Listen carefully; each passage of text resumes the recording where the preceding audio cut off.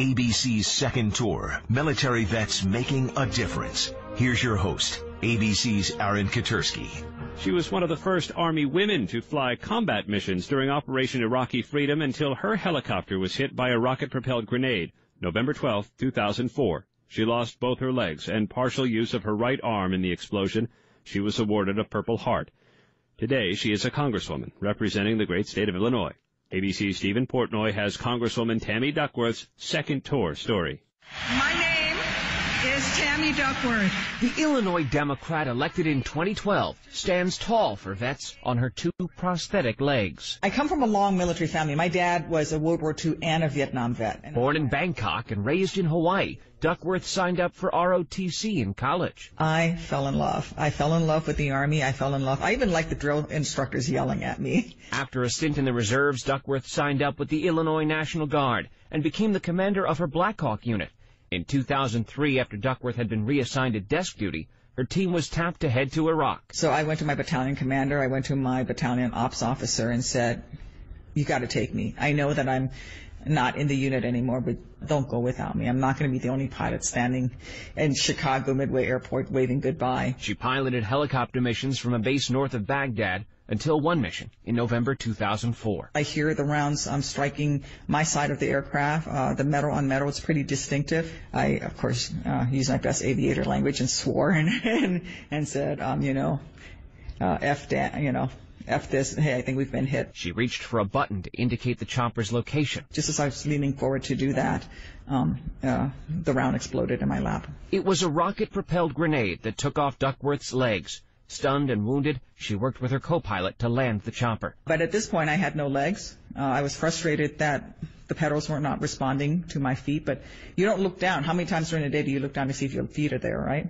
You don't. You just feel them. They're there, and I felt them. Drifting in and out of consciousness, she and her co-pilot landed the chopper. Duckworth would wake up at Walter Reed Army Hospital here in D.C. She spent 13 months there recuperating. It was the worst pain I've ever felt in my life.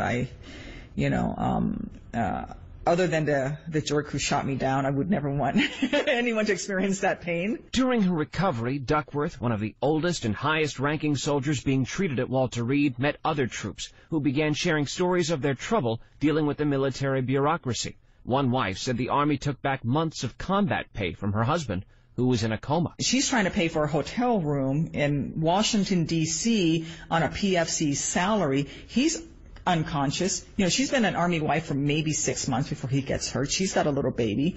And Brian's like, we're going to take care of this. Brian, Duckworth's husband, was also in uniform. The two of them happened to get the business cards of their two Illinois senators who had put down their personal cell phone numbers. Foolish men. And so my husband and I started calling. One of those senators was named Barack Obama. Thank you for the opportunity to come before you today. In 2005, Duckworth testified before a panel on which then-Senator Obama sat. He noted they both grew up in Hawaii and Southeast Asia. Me and Major Duckworth, there's some cosmic thing going on here. Before long, Senator Dick Durbin called Duckworth and urged her to run for an open house seat in her Illinois district. Maybe this is why I survived. Maybe this is how come I made it home. And so I thought, okay, if they're crazy enough to let me do this, I'm crazy enough to try it. Kind of the same attitude I had about flight school. Duckworth lost that 2006 race and went on to head the Illinois Department of Veterans Affairs. She took a job at the VA in Washington and won her House seat in 2012. Thank you, Tammy. As a freshman Democrat, Duckworth has been an outspoken advocate for veterans, sponsoring bills to help vets in the workforce. One would allow troops to apply their technical skills toward civilian certifications.